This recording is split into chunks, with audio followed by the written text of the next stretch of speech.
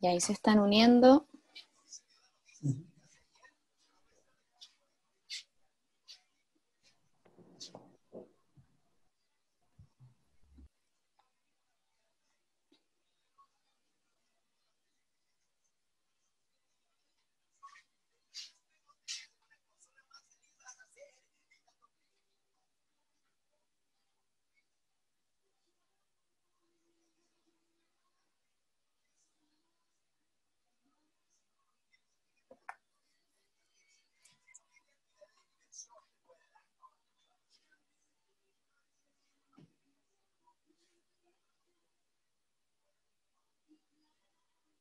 Ya, Felipe, ahí te active, ahí sí, ahí todo bien, ya. Ya, chicos, bueno, bienvenidos una vez más a esta convocatoria, ¿cierto? A esta charla organizada por las Juventudes Libertarias. Acá la mayoría ya es de la casa, ya conocen el sistema. Felipe va a realizar una exposición, unos 15, 20 minutos, y luego ustedes pueden escribir por el chat las preguntas, reflexiones, comentarios, ¿cierto?, que quieran realizar a Felipe, ¿ya? Y, bueno, antes de partir, como siempre, vamos a leer una breve reseña de quién es Felipe para que también lo conozcan ustedes un poco más, si aún no ubicaban muy bien a Felipe. Bueno, Felipe Schwenberg, ¿está bien tu apellido, Felipe, o no? Schwenberg. Schwenberg, es alemán. Schwenberg, ya, Schwenberg, bien. Es investigador de la Universidad Adolfo Ibáñez, Chile, licenciado en Derecho y en Filosofía por la Universidad Católica de Chile. Doctor en Filosofía, Universidad de Navarra, en España. Sus áreas de especialización son la filosofía política moderna, desde Locke, Kant y Fichte, y contemporánea Nozick, que también lo ha estudiado bastante. Ha investigado acerca de la crítica y recepción de las utopías en el liberalismo contemporáneo. Entre otros, es autor del libro Libertad, Derecho y Propiedad, El fundamento de la propiedad en la filosofía del derecho, de Kant y Fichte. Ha publicado diversos artículos en revistas especializadas. Ha resultado ganador del concurso número 14 de ensayos Caminos de la Libertad en México. Bien, Felipe, un gusto tenerte acá, un hombre muy especializado, ¿cierto?, por lo que acabo de leer. Así que, Felipe, te doy la bienvenida, qué bueno que estás acá con nosotros, puedes comenzar, y al final entonces ahí yo te voy leyendo las preguntas que las personas hagan en el chat. Bueno, muchas gracias, Paz, por la invitación, muchas gracias al Partido Libertario. Me han invitado a hablar acerca de, digamos así, la situación de la derecha en Chile, y naturalmente yo voy a hablar de ese tema, pero al mismo tiempo quiero hablar un poco también de cómo veo yo el libertarianismo, o el libertarismo, no sé cómo prefieren llamarlo, dentro de la derecha chilena y, digamos así, la situación del libertarismo en general. Porque de hecho yo he trabajado el libertarianismo, digamos así, de modo académico. Y es una teoría que a mí me interesa porque yo confieso que naturalmente yo tengo simpatías libertarias. De modo que para mí las expresiones que ha tomado el libertarianismo en la academia y en el mundo político contemporáneo me parecen importantes, al menos como objeto de alguna mención.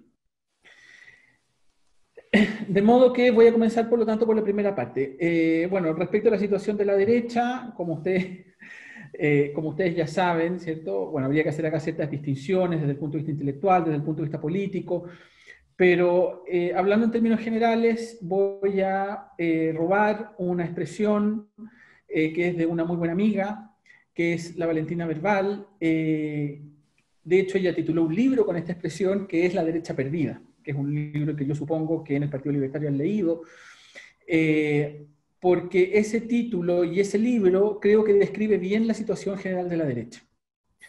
La derecha está perdida, eso significa que la derecha no entiende bien los principios en los que descansa su propio ideario, la derecha, digamos así, tanto a nivel como de partidos como a nivel de los intelectuales que se han propuesto por cometido, digamos así, representar o defender las ideas de la derecha en el debate público.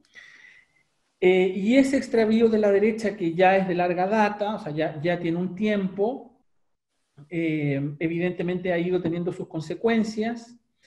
Y una de esas consecuencias fundamentalmente es, digamos así, la pérdida o la carencia de un relato y la pérdida de un discurso, digamos así, que recoja precisamente el núcleo de lo que nosotros podríamos llamar la derecha, ¿cierto? Y por lo tanto ese desdibujamiento, esa suerte de disolución de la derecha, obviamente también se va traduciendo en sus propias propuestas políticas, en la labor parlamentaria, no sé, afecta, digamos así, a todo nivel. En parte, creo yo, ese extravío se origina en la comodidad que se produjo a contar de la desaparición de los socialismos reales. Daniel Mansuy tiene un libro que se llama Nos fuimos quedando en silencio, ¿cierto? Él en parte atribuye ese silencio, digamos así, a la síntesis política que habría creado Jaime Guzmán, ¿cierto? De, como dice, el neoliberalismo con subsidiariedad, o sea, doctrina social de la Iglesia con neoliberalismo a través de la subsidiariedad. Pero yo creo que ese silencio se produjo más bien por el hecho de que, en efecto, digamos así, la victoria fue tan contundente, el socialismo real desapareció, digamos así, la izquierda quedó desarmada, desprovista de economía política, de modo que la misma izquierda, en este caso a través de la socialdemocracia, fue adoptando, con matices evidentemente, matices importantes, pero en el fondo reconoció el papel del mercado, admitió que era inevitable, bueno, en fin. Y eso es lo que la gente izquierda, ese periodo es lo que la gente izquierda suele llamar el neoliberalismo. Entonces, lo que ocurrió, yo creo, fue, digamos así, que no tanto que la derecha se haya dejado acallar por Jaime Guzmán o porque haya sido intelectualmente floja, sino que yo creo que, en cierto sentido, esa dejadez es parte también del éxito de la propia derecha, porque obviamente a la izquierda le pasó el fenómeno inverso, como la izquierda, como desapareció el socialismo real, la izquierda sí tuvo que embarcarse en un periodo de reflexión muy intenso, para rearmar su propio proyecto político. Entonces, por una parte, yo creo que efectivamente ese extravío de la derecha tiene que ver con, por una parte, como ya he dicho, una suerte de dejadez intelectual o de abandono, quizás dejadez es mucho decir, pero como de abandono, y ese abandono a su vez se explica, creo, por este fenómeno que le estoy diciendo, por el hecho de que en buenas cuentas la derecha en un sentido amplio, es decir, digamos,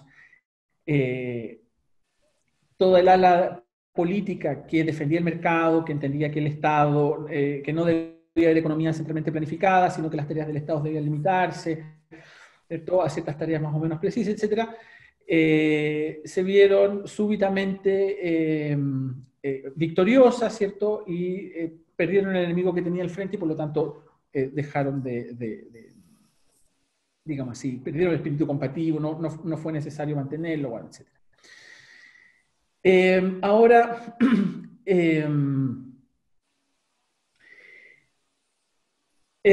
por otra parte, ¿cierto? Obviamente la derecha en Chile no es un conjunto homogéneo de gente. La derecha en Chile es un conjunto heterogéneo de gente. Es un conjunto heterogéneo de partidos, de ideas y de sensibilidades, del mismo modo que la izquierda también lo es. De suerte que la derecha va a formar o va a estar conformada por distintos partidos, es decir, ella misma va a ser una coalición, ¿cierto? Y esto supone, evidentemente, que exista un mínimo común denominador entre los distintos partidos que conforman esa coalición. bueno, Valentina Verbal en su libro sostiene, y yo creo que lleva la razón, ¿cierto?, de que ese mínimo común denominador es básicamente eh, la defensa del libre mercado y la libertad económica. Eso es lo que tienen en común, digamos así, los conservadores, piensen ustedes en partidos como la UDI, podríamos llamar así, los liberales, ¿cierto? Gente que en algún momento estuvo en RN o que ahora puede estar en Evópoli o con ustedes mismos, con el Partido Libertario, ¿cierto? Lo que tienen en común es la libertad económica. De modo que una coalición de derecha básicamente debería definirse por la defensa de la libertad económica, ¿cierto? Bueno, evidentemente esa tarea no es una tarea fácil porque, por una parte, de lo que se trata ahora o en esta coyuntura, en esta tesitura, es de defender un modelo que ya tiene bastantes años, no sé, 30, 40 años, y por lo tanto, digamos, si hay una suerte de desgaste natural, la gente, por otra parte, yo creo que da por descontadas ciertas ventajas del modelo, ¿cierto? Se acostumbró, por ejemplo, a que exista cierto nivel de prosperidad, de crecimiento, de modo que en estos casos es muy fácil levantar críticas porque se dan por descontado ciertos beneficios, se tienen, por así decirlo, como naturalizados, de modo que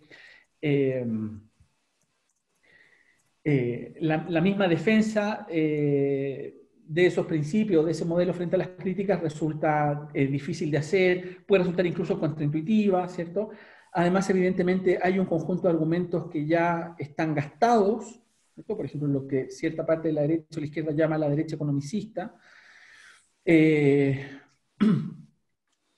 Creo que en parte se refiere a una cierta forma de argumentación, a un cierto discurso, por así decirlo, de justificación del modelo que yo creo que en efecto se encuentra, da muestras de fatiga, se encuentra agotado, no porque yo crea o porque sea mentira lo que ese discurso sostiene, sino porque sencillamente ya no es capaz de atraer a la gente. Entonces, por ejemplo, qué sé yo, Milton Friedman, Hayek, la escuela, me explico, esos argumentos, digamos así, que ellos llaman economicistas, han perdido efectividad. Y además a esos argumentos se les oponen ahora argumentos, llamémoslos así, morales, políticos, ¿verdad? Que siempre interpelan, diría yo, de modo más efectivo, con más intensidad a sus destinatarios. Y luego, por otra parte, no debemos olvidar también que uno podría decir que un sistema de economía libre en cierto punto es un sistema contraintuitivo. Hume ya se da cuenta de esto, cuando habla de los principios de justicia, ¿cierto? Y que explica que la justicia descansa en la utilidad, bueno, así lo ve él, ¿cierto? Pero en el fondo, claro, él se da cuenta de que alguien podría pensar en alguna ocasión de que la aplicación abstracta de ciertas reglas resulta injusta, inconveniente, y que eso mismo lleva a pensar que esas reglas son erróneas, ¿no? Un sistema, por así decirlo, de economía libre no es fácil de defender, o es más difícil defenderlo de los ataques que otros sistemas. Y eso es particularmente claro, ¿cierto? Cuando por otra parte, digamos, el socialismo parece no dar muestras de fatiga, aun cuando históricamente tiene muchísimos fracasos a su haber. Es decir, evidentemente hay un punto en la argumentación, al menos, digamos así, con alguna gente, que ese tipo de argumentos no le resulta persuasivo o no le resulta al menos determinante. Entonces, ese sería, creo yo, como Valentina Verbal, ¿cierto?, el núcleo de lo que podría ser una coalición de derecha. Esas son algunas de las dificultades con que se enfrenta la derecha en sus distintas versiones para defender ese núcleo. Y yo creo que básicamente desde un punto de vista político, ahora digamos así como con realismo político, porque obviamente ustedes ya son un partido político, y voy a hablar enseguida ahora del libertarianismo, ustedes son un partido político y como partido político tienen que tener, digamos así, vocación de realidad política, ¿cierto? Tienen que tener vocación de poder, y por lo tanto van a tener que tener un programa político que tenga potencialmente la capacidad de atraer votantes. Eso va a significar indefectiblemente, en el caso del libertarianismo, sacrificar, digamos así, cierta pureza teórica, ¿no? No es posible políticamente, ni aquí ni probablemente en ninguna parte, sostener como programa político un programa, por ejemplo, como el del Estado mínimo que Nozick defiende en Anarquía y Estado Utopía. De modo que, digamos así, los libertarios y el Partido Libertario va a tener que reconciliarse con la realidad, por decirlo de alguna manera. Porque yo sé que los libertarios, ¿cierto?,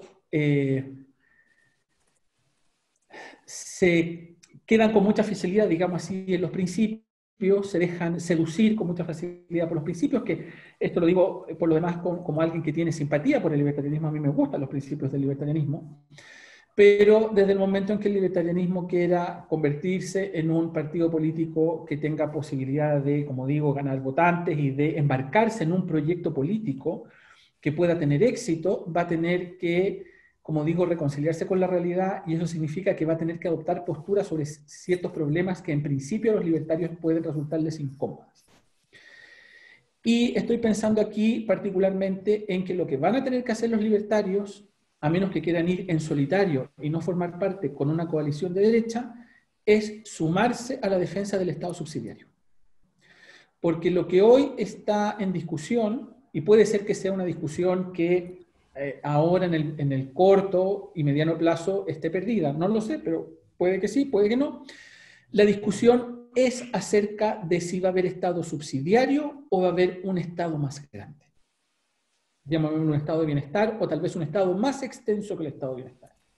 Esa es la discusión por el modelo que se está teniendo ahora o que en este momento resulta decisivo y se tiene desde ya hace algún tiempo.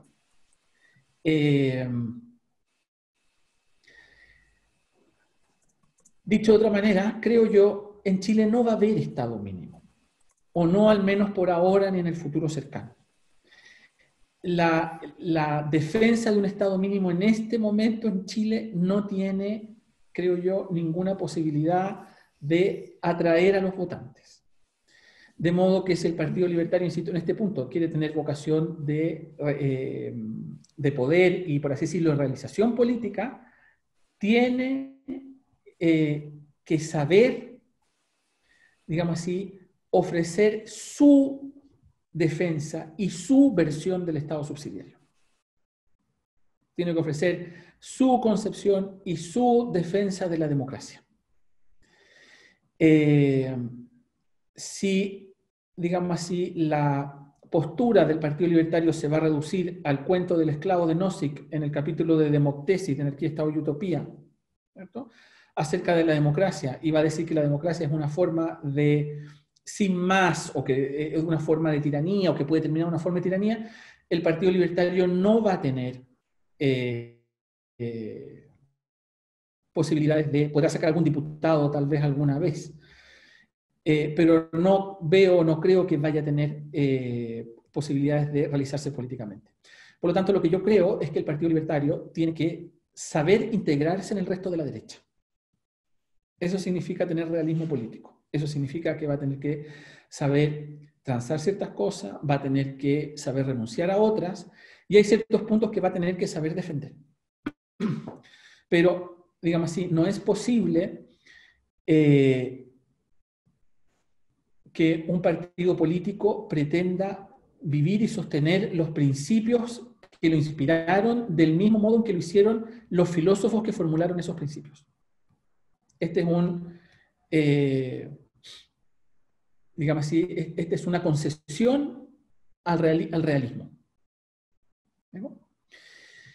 Y eso significa, insisto en este punto, embarcarse o sumarse a la discusión que se está dando y que la derecha está perdiendo acerca del Estado subsidiario. Si va a haber Estado subsidiario o va a haber o va a existir otro Estado que haga realidad, supongamos, el régimen de lo público que defiende Fernando Atria. Esa es la discusión. De modo que yo creo que no es, digamos así, realista, y probablemente tampoco a estas alturas contribuya a la discusión defender cosas como el Estado mínimo o cosas por el estilo. O la privatización total de la educación. Eso ya no sucedió. Y además,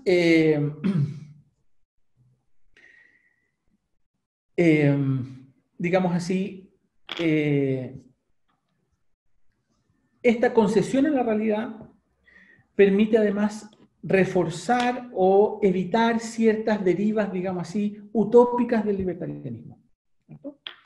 De modo que no quiero, bueno, yo no quería venir simplemente a sermonearlos, pero creo que es importante para el libertarianismo, y me imagino yo también, por lo tanto, como les digo, para un partido libertario, estar, digamos así, como consciente acerca de estas cosas. Pero bueno, el problema, por lo tanto, es el de la subsidiariedad. Creo que, estoy recapitulando un poco, que la derecha no ha sabido defender la subsidiariedad y, de hecho, en mi opinión, parte importante de la derecha, queriéndolo o no, dándose cuenta o no, ha deslegitimado la subsidiariedad y la constitución, por decirlo, sobre la cual ella descansa. Estoy pensando aquí sobre todo en, llamémoslos así, los comunitaristas de derecha, que han, en algunos casos, asociado directamente el liberalismo, o lo que llaman el neoliberalismo, con, digamos así, el proyecto autoritario de la dictadura, digamos, o que han defendido sistemáticamente una versión inversa de la, invertida, por así decirlo, de la subsidiariedad. Es decir, donde el principio da primacía a la iniciativa individual y a la libertad individual, ellos han defendido, por el contrario, la primacía del Estado. Ahora bien, esta defensa de la subsidiariedad, en la que yo creo que ustedes se tienen que sumar, ¿cierto?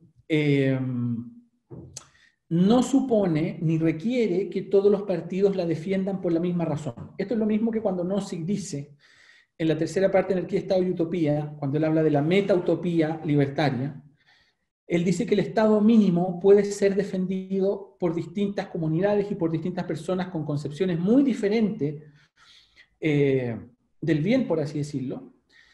Y en ese sentido no importa que esas concepciones sean coincidentes, basta simplemente, ¿cierto?, que se comprometan todas en la defensa de lo que, del marco, de lo que él llama el marco ahí, ¿cierto?, que es el, digamos así, el marco constitucional del Estado mínimo. Dicho de otra manera, acá sucede algo parecido. No es necesario que todos defiendan la subsidiariedad por las mismas razones. No es necesario, por ejemplo, que el Partido Libertario o Evópoli defiendan la subsidiariedad del mismo modo en que lo hace la UDI, que está muy cerca de la doctrina social de la Iglesia. No estoy diciendo eso. Estoy diciendo, ¿cierto?, que ustedes, o los partidos liberales, bueno, algunos ya la tienen, ¿cierto?, pero deben saber defender esa concepción, ¿cierto?, a partir de sus propias razones. Dicho de otra manera, lo que yo creo que uno de los desafíos para el libertarianismo, por un lado, es elaborar un libertarianismo con subsidiariedad, o lo que yo he llamado en algún trabajo, otros son trabajos académicos, bueno, en fin, un liberalismo suficientario. Eso por lo que toca, digamos así, a la situación de la derecha y a la situación tal como yo la veo del Partido Libertario en la derecha y en la discusión política.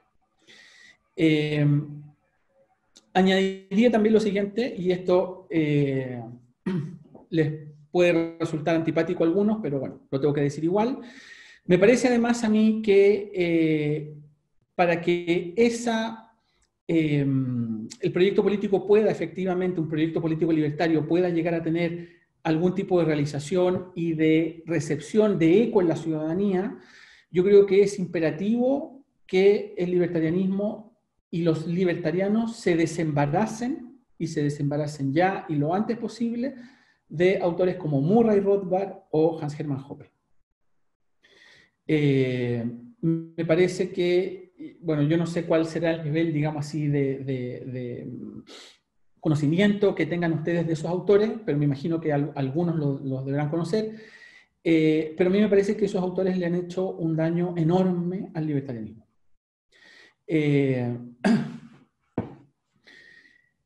¿Por qué? Bueno, sumaría también a otros, por ejemplo, a Bloch, también sumaría a Bloch como uno de los autores que le ha hecho daño al libertarianismo. Y resumidamente diría que ellos le han hecho daño por dos razones, bueno, por varias razones en realidad. Pero primero, han, por una parte, llevado o convertido el libertarianismo en una teoría puramente utópica, puramente abstracta. Es muy fácil elaborar una teoría y después, digamos así, recrearse en sus principios y quejarse de que el mundo no se sume a esos principios. Sobre todo, pero cuando esa teoría, digamos, además una teoría política, el hacer eso condena a la teoría a quedarse en una posición, digamos así, meramente ideal, utópica, abstracta. De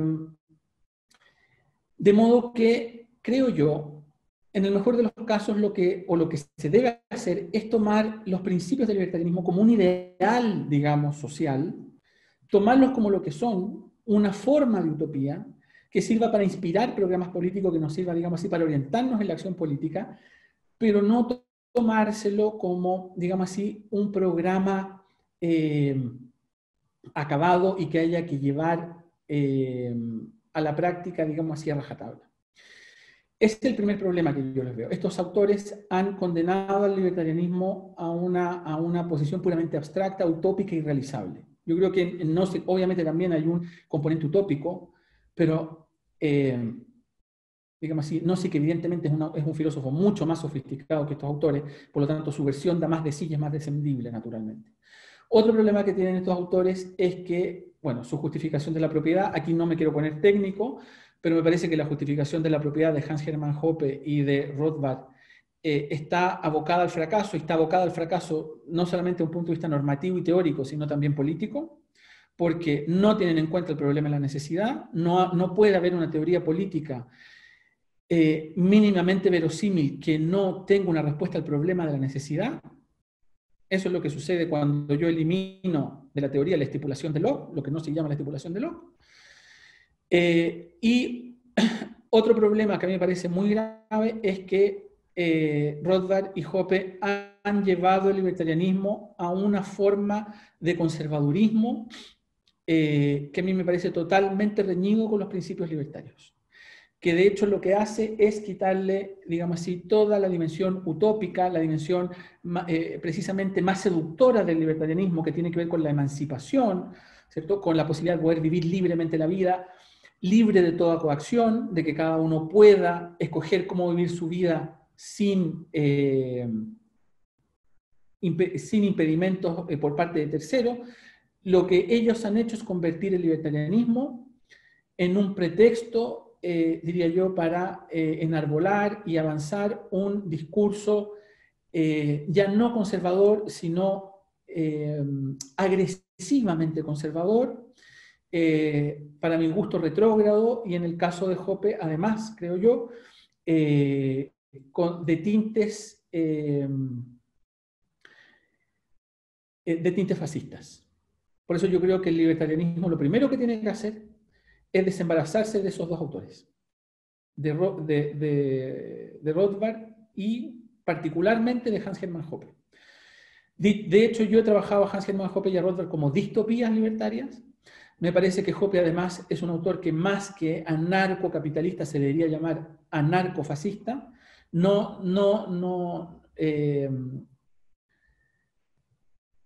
No tiene ningún sentido tratar de vincular el libertarianismo con una teoría de la raza, no tiene ningún sentido tratar de vincular el libertarianismo con una cierta concepción del género, no tiene ningún sentido tratar de vincular el libertarianismo además con un discurso naturalista acerca del género, que además es conservador.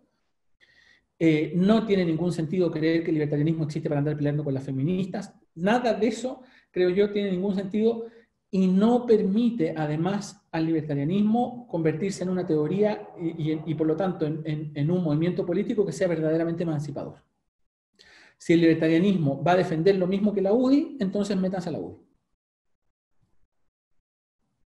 De hecho, al menos ahí ya van a tener, digamos así, un discurso más o menos armado acerca de la subsidiariedad y todo ese tipo de cosas. De modo que yo creo, dicho ahora de otra forma, y perdónenme que sea tan crítico, que si el libertarianismo y el Partido Libertario quiere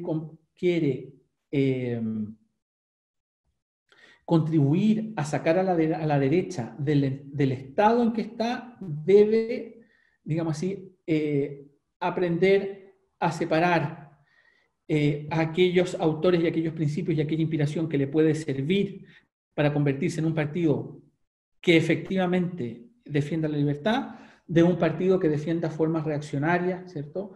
Que no le va a permitir distinguirse de partidos conservadores e incluso de partidos conservadores que además van a ser agresivos. Dicho de otra manera, si el Partido Libertario se va a limitar a repetir lo que dice Hans-Hermann Hoppe o lo que dice Rothbard, o más o menos a decir eso, yo creo que el Partido Libertario no va a hacer una contribución a la derecha en Chile, para decirlo así crudamente. Insisto en esto, yo digo esto no porque me quiera regodear en la crítica al libertarianismo, sino que, como ya les dije, yo soy una persona que tiene simpatía por el libertarianismo, por eso yo he trabajado autores como Nozick, pero uno tiene que tener también, digamos así, sentido de la realidad y sobre todo en una situación de crisis política como esta, tiene que tener un sentido de lo que es factible, de lo que no es factible, de lo que es conveniente, de lo que no es conveniente y de lo que perjudica mi causa y de lo que contribuye a mi causa.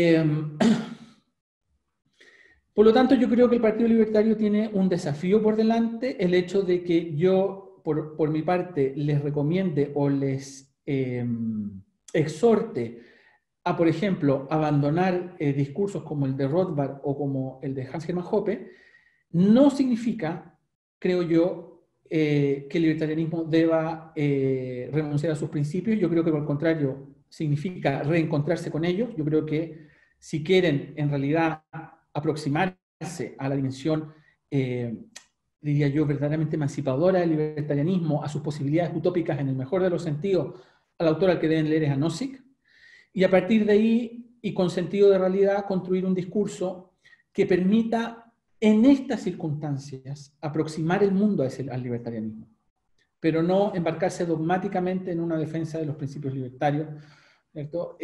Porque eso políticamente no tiene hoy en día ninguna cabida, a menos que ustedes quieran ser un partido puramente testimonial. Bueno, eso es lo que yo puedo decir en general. No sé si esperaban cuando me invitaron yo hice la advertencia. A mí, insisto en este punto, no crean que yo les digo esto porque tengo antipatía al libertarianismo. Yo creo que Hans-Hermann Hoppe y Rothbard y otros autores en esa línea sí le han hecho un daño al libertarianismo, pero creo que el libertarismo se puede rehabilitar de esa, ¿cómo decirlo?, de esa degradación a que la han sometido sus autores. Y creo que una vez depurada esa degradación, el libertarianismo puede reencontrarse con sus raíces liberales, eso quiere decir con la defensa de la libertad, de la emancipación de los individuos, la defensa, por lo tanto, también de la libertad, incluida la libertad económica, y en ese sentido contribuir un proyecto que se pueda sumar al resto de la derecha, no ser un partido puramente marginal, ¿cierto? Y defender con firmeza y con claridad, pero también con pragmatismo, sus propios principios. Eso es lo que puedo decir. Muchas gracias.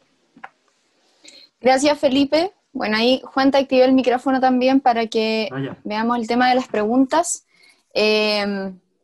Bueno, los esperamos entonces para que por favor aborden sus preguntas, inquietudes después de todo lo que nos comentaba Felipe, que a mí sinceramente me dolieron varias cosas, porque me gusta mucho Rothbard, pero bueno, son diferentes, yo creo, perspectivas de un tema. Así que, nada, vamos a comenzar. Acá viene la primera pregunta de Guillermo Vicencio. Dice, acaban dos. Ya, dice, la izquierda tardó cerca de 20 años en moldear la cabeza de los chilenos. ¿Cómo podemos dar una defensa de nuestras ideas si sistemáticamente aquello que nos enseñan en la escuela es tomado como verdad absoluta y cualquier visión diferente es prácticamente censurada? Ya podemos ver lo que le pasó a José Antonio y a Sebastián Izquierdo. Esa es como la primera. Y la segunda dice, ¿cómo pretende llevar a cabo todo el plan libertario si no existe una cierta defensa a nuestra, espérame que me salí, a nuestra cultura occidental?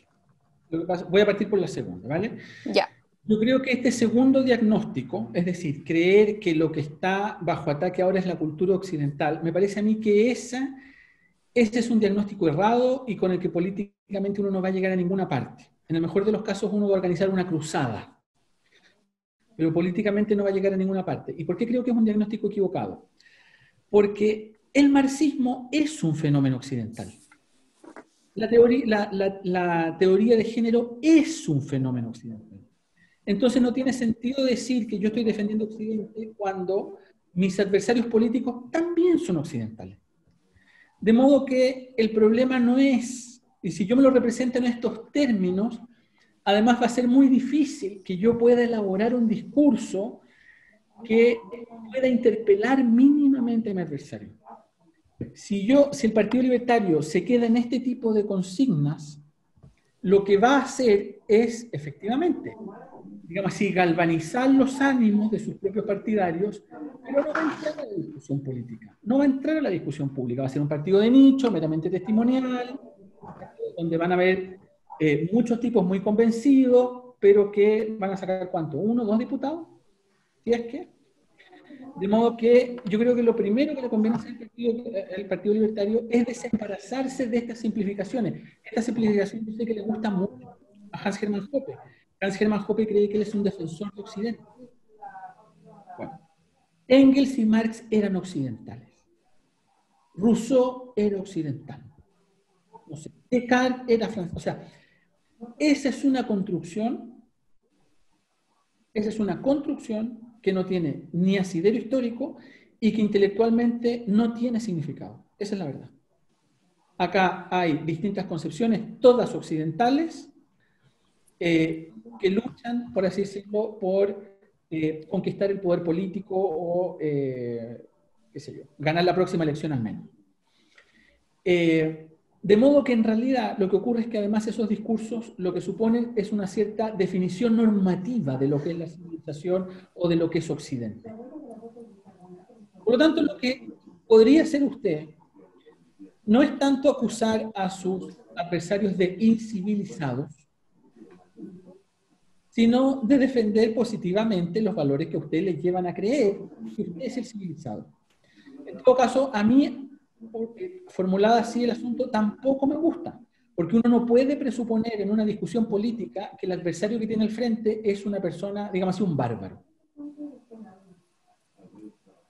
Ese es el punto. Con ese tipo de discurso los libertarios pueden exacerbar los ánimos, uno puede hacer una arenga, pero con eso uno no va a entrar en la discusión política y cultural que a ustedes tanto les preocupa.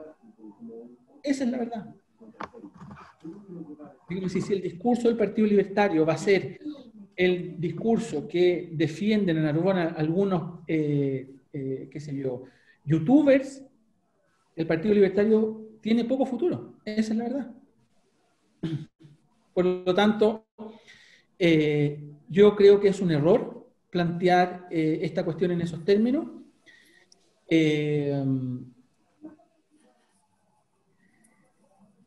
Y creo, por lo tanto, que es necesario que los mismos, digamos así, libertarios, los correligionarios del partido, los militantes, se exijan más a sí mismos y se exijan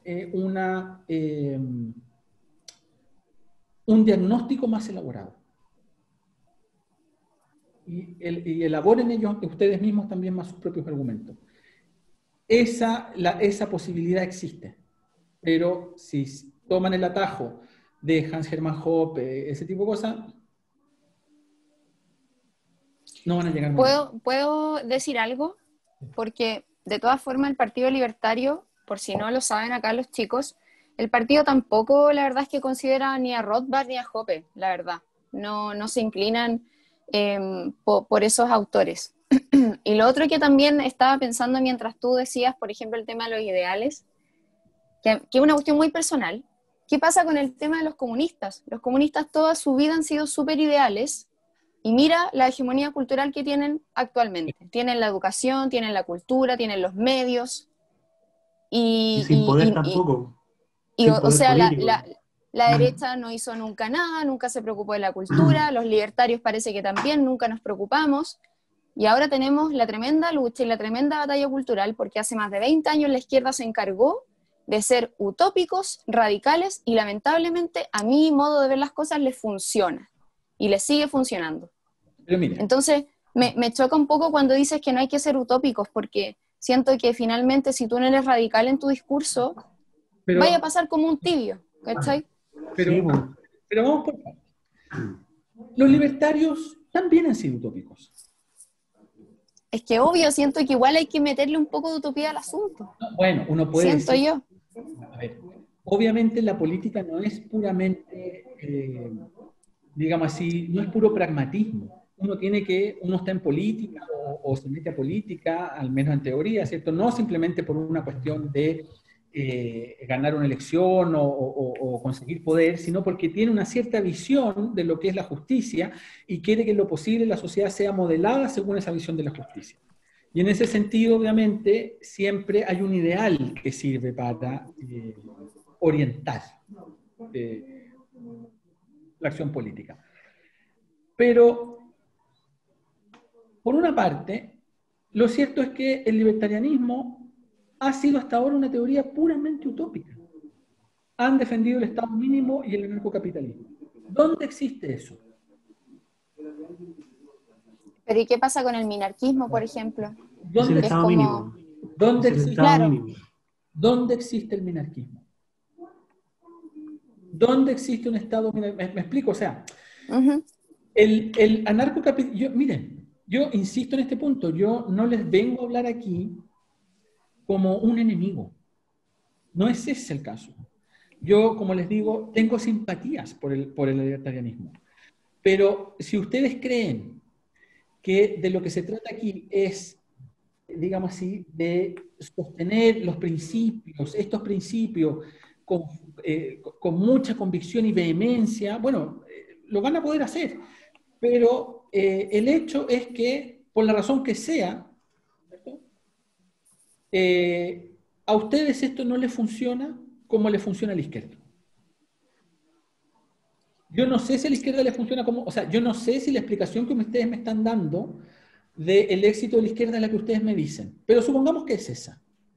Bueno, ustedes tienen que ser conscientes de que a la izquierda, suponiendo que la explicación que ustedes me dan sea cierta, eso les funciona.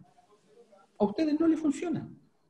Por lo tanto, lo que ustedes, digamos así, tienen que tratar de hacer es de construir, ofrecer, digamos así, de hacer un discurso un poco más sofisticado, de reelaborarlo, de darle más contenido, porque si yo presento esto como una cruzada en la que estoy defendiendo Occidente, bueno, los otros también son occidentales. Y además, claro, puede ser que ustedes no lean a Hans Hermann Hoppe, pero me están repitiendo los argumentos de Hoppe, no todos, algunos. Hoppe cree que nosotros vivimos una batalla cultural.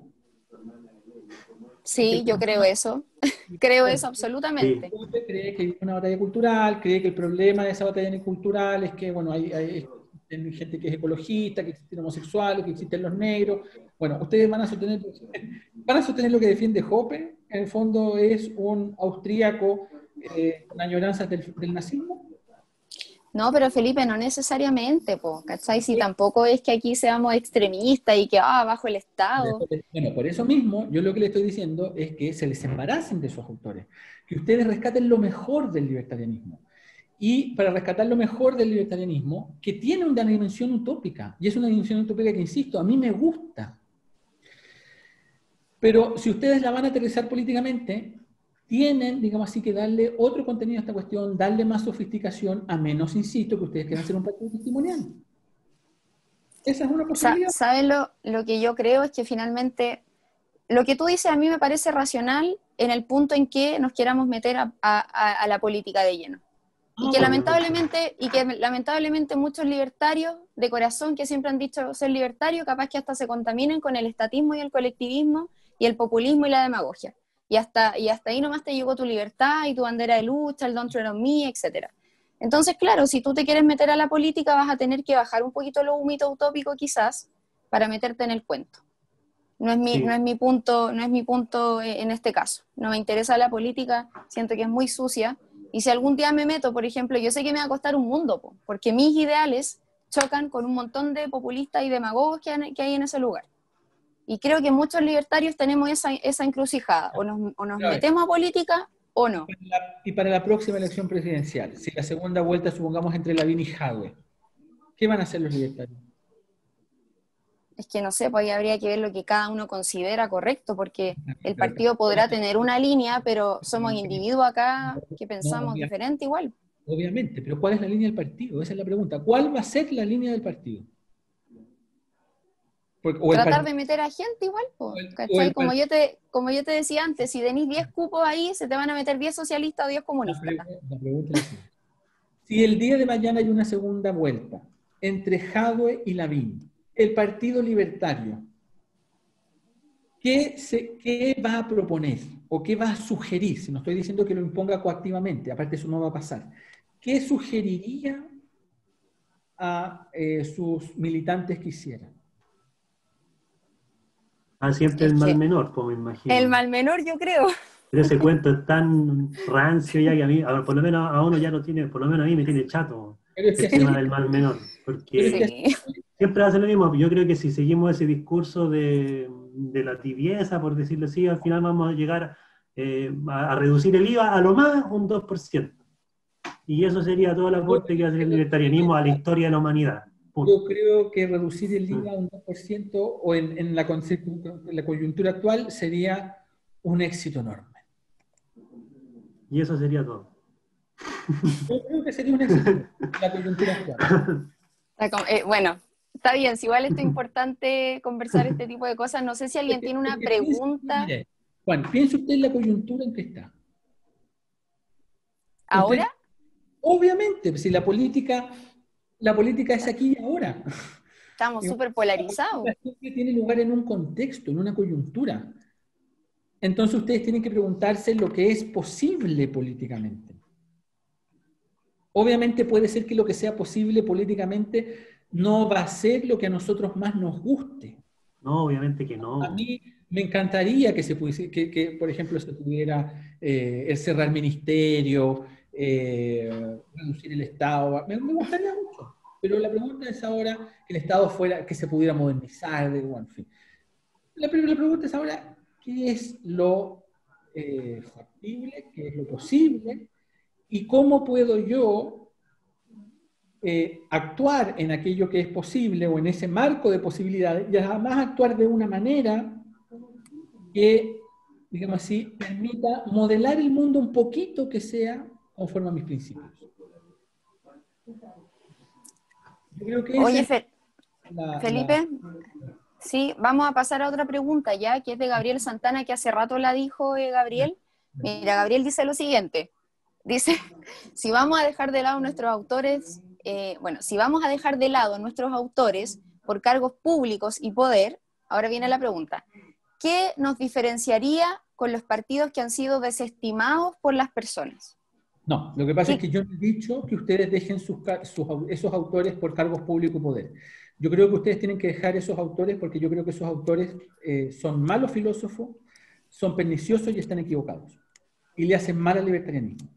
Y además he dicho otra cosa. He dicho además que el libertarianismo, el Partido Libertario, tiene vocación de realidad, y, digamos así, vocación de realizar políticamente en efecto sus principios, va a tener que inevitablemente hacer transacciones, porque la política se trata de eso. Por ejemplo, eso es lo que al Frente Amplio le cuesta tanto entender, que la política precisamente de lo que se trata es de negociar, de llegar a acuerdos. Cuando eso no sucede, claro, se empieza a suceder en los países lo que está sucediendo ahora en Chile. Se empieza a polarizar el ambiente, se tensa, la democracia se pone, entra en un estado de crisis, bueno. Pero yo no he dicho que ustedes dejen a Hopper y a Rothbard por cargos públicos. Esa podría ser una buena razón para dejarlos en todo caso. Yo les estoy diciendo que los dejen porque esos autores, digamos así, son muy malos intelectualmente. Y yo creo que hacen un daño, ¿cómo decirlo?, intelectual, en la medida en que lo que infunden, en último término, es una forma de fanatismo. No, qué heavy, te juro, porque me encanta Rothbard. Hoppe, no sé, la verdad, no he leído mucho de Hoppe, la verdad. Miren, Rothbard es un autor en la que probablemente no hay una página, yo estoy hablando de sus libros de filosofía, no de sus tratados de economía, ¿vale? Es un autor en que sus libros de filosofía probablemente no hay una página en la que no haya una falacia. ¿En que no hay qué? No hay una falacia. Por ejemplo, cuando critica a Nozick por la estipulación de Locke, toda la crítica de Rothbard descansa en una mala interpretación de la estipulación de Locke. Cuando habla de la propiedad sobre sí mismo o de la libertad de expresión, todo lo que dice, digamos así, descansa en puros malentendidos acerca de lo que es la libertad de expresión, de lo que es la propiedad sobre sí mismo y así. Entonces, el punto es, ¿por qué orientarse por esos autores? Y además, miren en lo que termina la utopía de Hans Hermann Hoppe. ¿A ustedes en realidad les gustaría vivir en una utopía anarcocapitalista donde todos son rubios, porque además él es racista, donde todos son rubios, donde no hay diversidad sexual, donde todos son puritanos? ¿Esa es la utopía que les gusta a ustedes y al Partido Libertario? Porque si no, ¿para qué leer a Rothbard entonces? Porque eso es lo que propone Rothbard.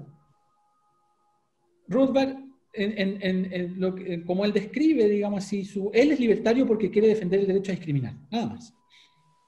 Entonces él no quiere que en su utopía hayan feministas, ecologistas, homosexuales, y así empieza una larga enumeración, ¿no?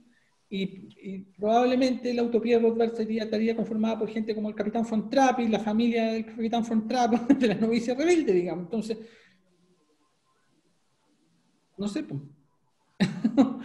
O sea, no, como te decía, no son autores que el partido, la verdad es como que use en bandera de lucha, sinceramente. Y yo de Rothbard he leído, el manifiesto he leído y algunos otros ensayos, cosas así. Hoppe no lo conozco mucho. Yo me alegro mucho, porque yo creo que lo que quería hacer el partido es rescatar a otros autores. A Popper, a Hayek, a von Mises, a Nozick. Ya, precisamente en eso el partido se encasilla. Ayn Rand también la mencionan como una filósofa objetivista, pero los otros que tú mencionas, no, la verdad es que no es como la mirada. Yo creo que ahí va en uno nomás, por lo que te gusta leer o lo que te motiva, no sé. Está bien, pero el partido tiene un ethos y define ciertos principios. Sí, no, obvio, absolutamente. Entonces, claro, ¿a partir de quiénes van a defender esos principios y se van a orientar a partir de eso? ¿Me explico? Yo lo haría, digamos, si yo fuera a fundar un partido libertario, yo lo haría a partir de otros autores. Lo haría de Hayek, lo haría de Nozick, lo haría de von Mises. No lo haría en ningún caso ni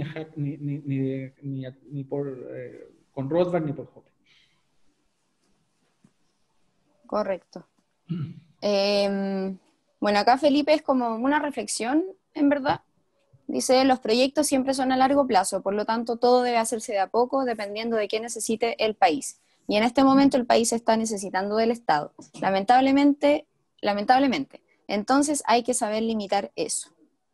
No sé si alguien tiene una pregunta, chiquillos, sobre lo que hemos discutido un poquito. Igual Felipe en un ratito ya tiene que irse, entonces no sé si alguien quiere acotar algo, escribir alguna reflexión, comentario, pregunta. Yo creo que todos estamos en este momento procesando un poco todo lo que dijo Felipe, para bien o para mal. yo insisto, cuando me invitaron yo lo advertí, porque yo insisto, yo no vengo a hablarles aquí como un enemigo, digamos. Yo soy liberal, a mí me gusta mucho Nozick, pero yo creo que los autores que les menciono han degradado el libertarianismo y lo han convertido en una distopía. Esa es la verdad. Y yo creo que lo que deben hacer los libertarios es rescatar el libertarianismo y olvidarse de esos autores. Yo he tratado a estos autores como distopía en algunos trabajos. Si quieres, no sé, Paz, te lo puedo mandar por si les interesara, no lo sé. Sí, a mí igual me interesa. Me gusta ver las versiones. He trabajado como una utopía. Digamos así, ustedes tienen que tratar de venderle algo positivo a la gente. No simplemente andar señalando los enemigos, ¿me explico? Porque es muy diferente de un punto de vista retórico. Bueno, eso básicamente. Sí, es complejo igual el tema, Felipe. O sea, no es que uno sea así cerrado de mente ni nada.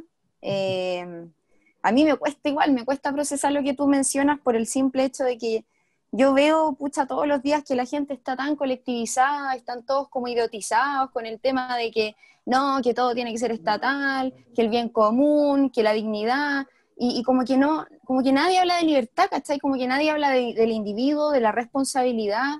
Y eso, porque en lo otro, la parte de diversidad, yo soy lo más abierta que hay, me da lo mismo, ¿cachai?